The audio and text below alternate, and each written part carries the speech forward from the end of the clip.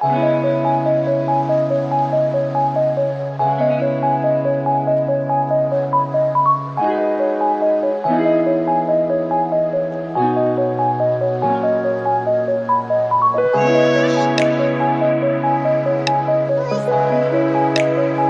mga kapobre, it's me again. Ang pobreng Bisaya na naadiri sa Taiwan. Kumusta mga palangga? Tugno kay diri ba? Pagpasensyahan nyo na yung buhok ko ha, kasi ayan. Aminin na lang. Pero sabi ng iba, hindi naman sa sa white hair. Wala yan sa edad. Pero ano naman ako, matanda na rin. Aminin na lang. Kumusta ang mga palangga? Ayan, ito, may isda ako. Hindi ako mangingisda, pero ang pagkakaalam ko, ito ay tinatawag na mulmul. Tama ako, no? Mulmul. Mulmul ba to? May ka-shoutout sa mga mangingisda, ito ay mulmul. Ang gawin ko nito ay, di ba masarap lang to, ang isda na to na mulmul is ipaksiw ba, no? On-onan. Kay tabangon man siya nga isda. Ang matabang to siya na isda. Kaya ang mahal kaya ng ganito dito sa Taiwan. Yung isang ganito, mahal siya. Speaking of mahal, ay ni minsan ma-disappoint. Ano ba yung ma-disappointed? Yung parang na ding nasaktan ka, or ano ba? Ano ba yung na-disappointed sa Tagalog? Yung parang na ano ka ba? Ano ba na? Basta di ko alam kung ano yan sa Tagalog, yung na-disappointed. Pagpasensyahan nyo na ako. Ano yung disappointed? Ano yan? Basta, yung parang, kasi, miga-miga shoutout sa mga tao dyan na mahilig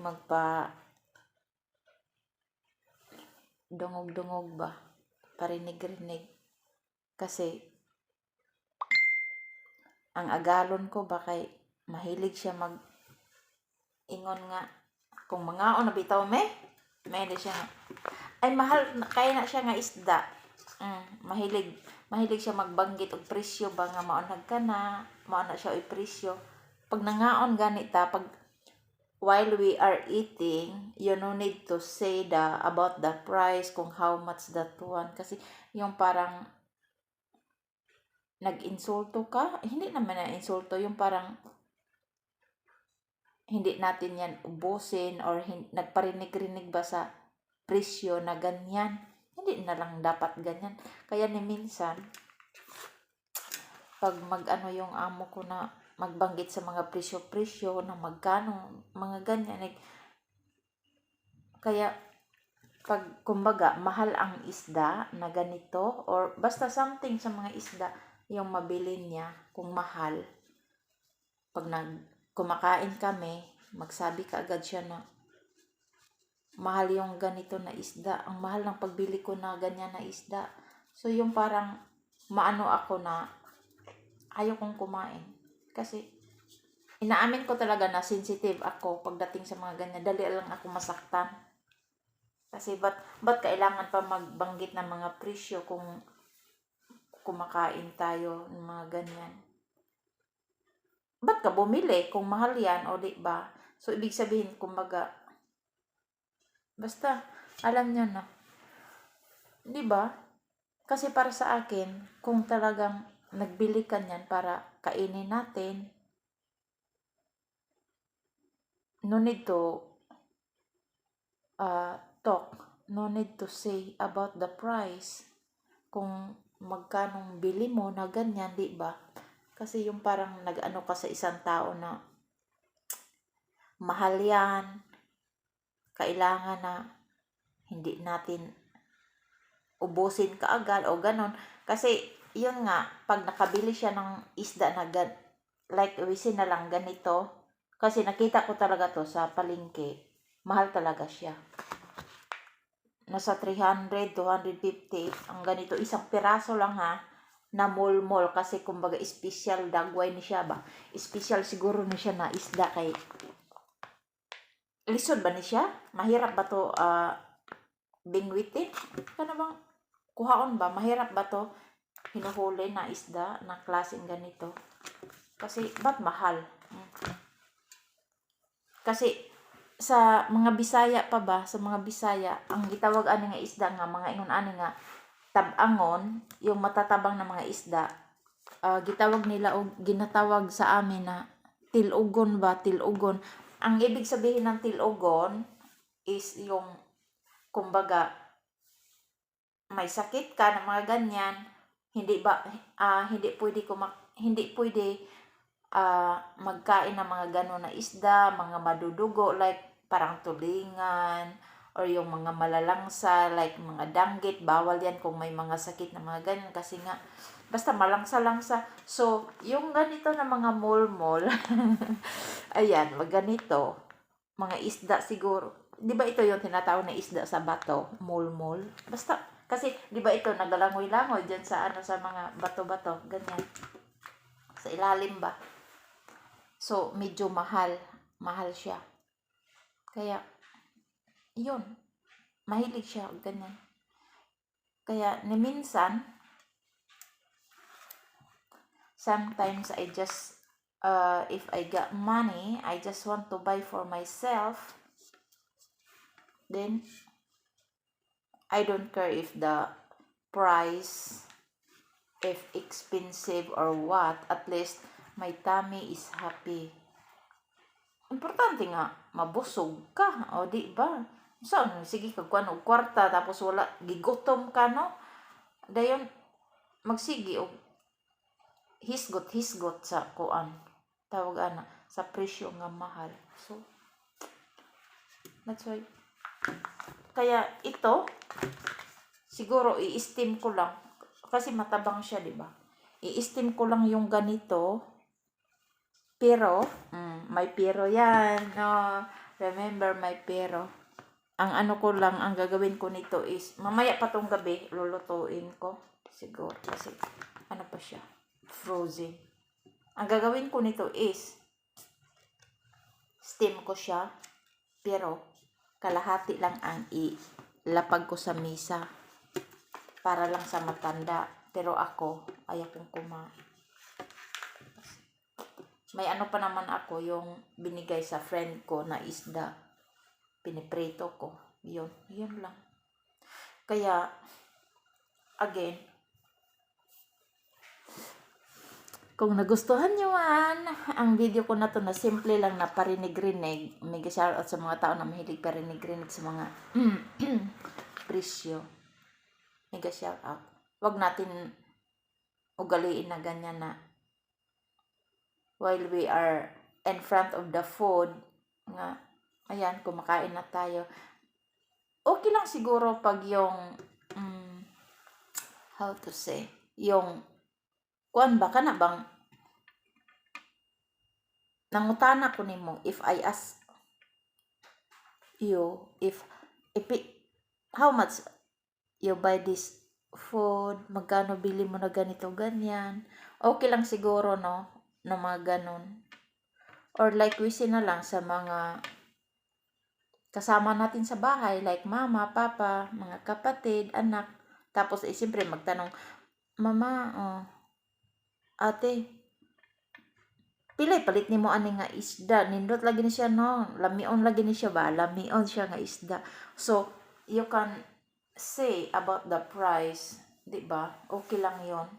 Pero pag yung, basta, inaamin ko talaga, I admit about na for me, 4 plus na yung edad ko, inaamin ko na I'm super sensitive pagdating na ganyan na sa mga presyo. Basta, inaamin ko na may time na magtampo-tampo ba. Ingana na siya ang mga pobreng ang Bisaya. Basta, again guys, katatapos ko lang naghiwa ng mushroom. Ito, katatapos ko lang naghiwa ng mushroom para to siya sa restaurant. Kaya, ito, katatapos ko lang naghiwa. Tapos biglang may nag-ting-tong. Naghatid siya ng isda na molmol. Kaya, again, basta para sa akin, super sensitive ako pagdating na ganyan. Kaya yung isda na yan, para lang yan sa matanda. Ako, okay na ako, may isda pa man ako dun. O di kaya, mag-ano na lang ako ng, may bagoong din naman ako dito. Ay, may bagoong pa naman ako. Mega shoutout sa bagoong Barrio Vista. Ayan. Ay, ginisang bagoong pala. Barrio Vista. Ayan. Ito. Barrio Vista. Ginisang bagoong. Made in Philippines. Mega shoutout. O, diba model na ako sa ano nyo. Ayan. I introduce your product. Bagoong Vista. Masarap talaga to. Kung wala kang ibang ulam, ito lang, kuha ka lang ng kanin, ibahog ba? Ano ba na ibahog ba sa Bisaya? Basta ibahog siya. Sa Tagalog, ano yun sa Tagalog? Nagbahog, o di ba? Kumbaga, nag-ulam ng bagoong. Masarap siya, promise. Kaya again guys, ang daldal ko na naman. Para na naman ako nitong bagong charge na battery. Malakas ang signal. Malakas ang signal nang dahil sa tawag nito, isda na molmol. Ang dami kong daldal nang dahil sa isda na molmol. O ayan. Kaya, kung nagustuhan nyo man yung bagong upload na video ko, ang video ko na to, paki-thumbs up, paki-like, and press the notification bell to the other side. Pindutin nyo na yung all para palagi kayong updated. Kanunay mo makita sa akong mga video ba kung sa akong gipang upload, so that you are always updated what video that I upload. Ako ay nagpapasalamat sa inyong lahat, to all my viewers. Salamat ng marami sa inyong lahat. Ayan. God bless everyone. Mega shout out to all my viewers. Thank you so much everyone. Kay Madam Yola, ayan. PB Team, Bugong Biyahero Team, ayan. Kay Copars Langga, Copars Vlog, Atig Vlog, Juan Show, ayan. Kalingap Rab, ang ama ng Kalingap, Val Santos Matubang, Ate Idna. Mega shout out kay Ido Kalingap, Tata Kalingap, basta marami sa mga kay Brother Paz Kalingap, ayan. Nakita ko, i-continue na yung pabahay niya. Basta salamat ng marami sa Indiano family, sa India family, ayan, yung tinutulungan ni, tawag nito ni Kalingap Rab, sa mga sponsor. Salamat ng marami. Mega shout out kay Kabusing, ayan, kay Kabusing GM, kay Boy Langis, ayan, kay Boy Langis. Salamat ng marami sa pag-suporta palagi sa YouTube channel ko. Mega shout out. Ingat tayong lahat. God bless everyone and advance Merry Christmas. Molmol, magbabay ka na dito, Molmol, ha. Ayan, this is the molmol that I'm talkative because of this molmol. Ayan. Again guys, thank you so much everyone. God bless. Bye-bye.